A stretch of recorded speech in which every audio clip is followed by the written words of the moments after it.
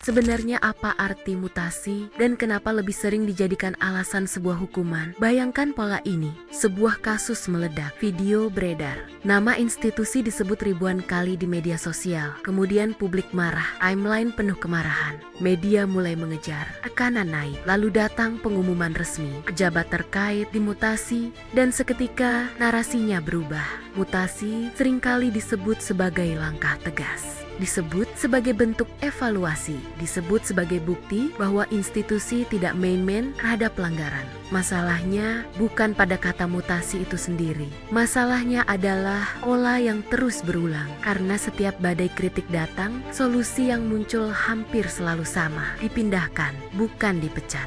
Bukan dibuka secara transparan seluruh rantai tanggung jawabnya. Bukan juga selalu berakhir pada proses hukum yang jelas. Hanya berpindah posisi. Dan di titik ini, pertanyaan yang sebenarnya mulai muncul, apakah mutasi banner-banner hukuman atau ini sebenarnya mekanisme manajemen krisis? Dalam organisasi besar, reputasi adalah segalanya. Institusi keamanan hidup dari kepercayaan publik. Tanpa kepercayaan, kewenangan menjadi rapuh, perintah kehilangan legitimasi moral. Karena itu, ketika skandal muncul, ancaman terbesar bukan hanya pelanggaran itu sendiri. Ancaman terbesar adalah persepsi bahwa sistemnya bermasalah. Disinilah banyak institusi memilih langkah tercepat, bukan memperbaiki seluruh struktur, tetapi menenangkan situasi. Sosiolog terkenal Erving Goffman pernah menjelaskan bahwa kehidupan sosial bekerja seperti panggung teater, ada panggung depan, ada panggung belakang. Di panggung depan, publik harus melihat kontrol tetap ada, ketertiban tetap berjalan.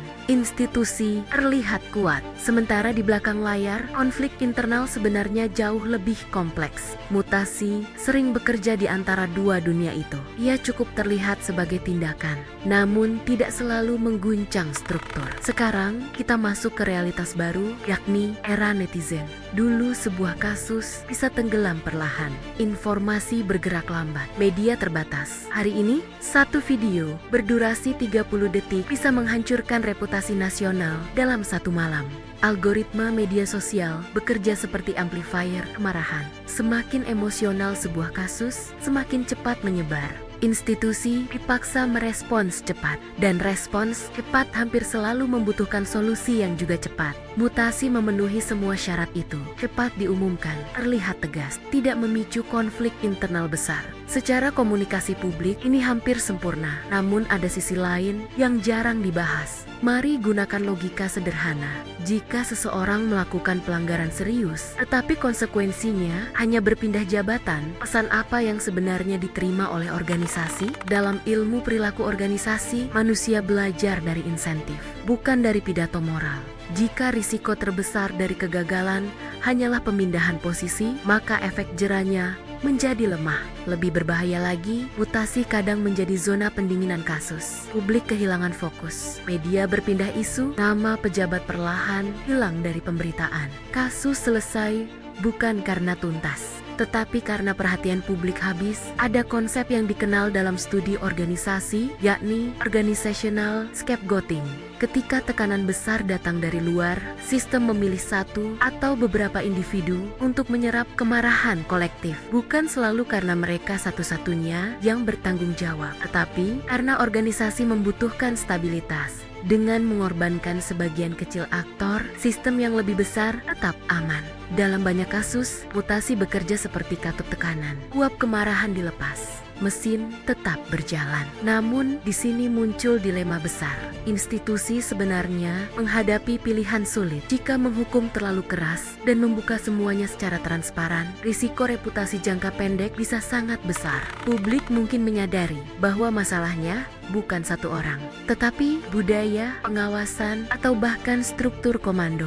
Dan pengakuan seperti itu mahal secara politik maupun organisasi. Karena satu pertanyaan bisa muncul, kalau ini bisa terjadi sekarang, berapa banyak yang belum terlihat? Masalah terbesar dari pendekatan ini justru muncul dalam jangka panjang. Ketika pola terlalu sering terjadi, publik mulai belajar membaca. Masyarakat tidak bodoh. Mereka mengamati kasus viral, mutasi cepat, isu mereda. Ketika pola terbaca, efeknya berubah. Mutasi tidak lagi dianggap ketegangan, gagasan, melainkan ritual, semacam prosedur standar untuk meredam badai digital.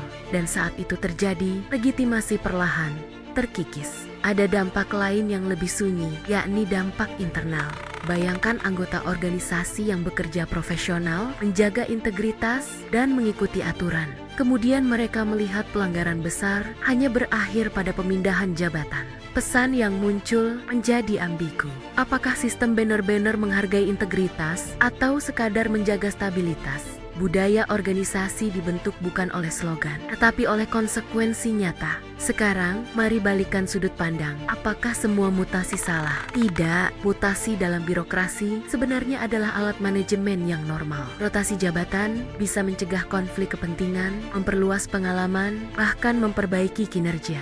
Masalah muncul ketika mutasi digunakan sebagai jawaban hampir otomatis setiap krisis publik. Ketika ia berubah dari alat manajemen menjadi alat komunikasi krisis. Karena pada titik itu, fokusnya bukan lagi perbaikan sistem, tetapi pengendalian, persepsi, ketegasan yang sebenarnya seringkali tidak nyaman. Ia lambat, ia membuka investigasi, ia mungkin membuat institusi terlihat buruk sementara waktu. Namun justru disitulah kepercayaan tumbuh.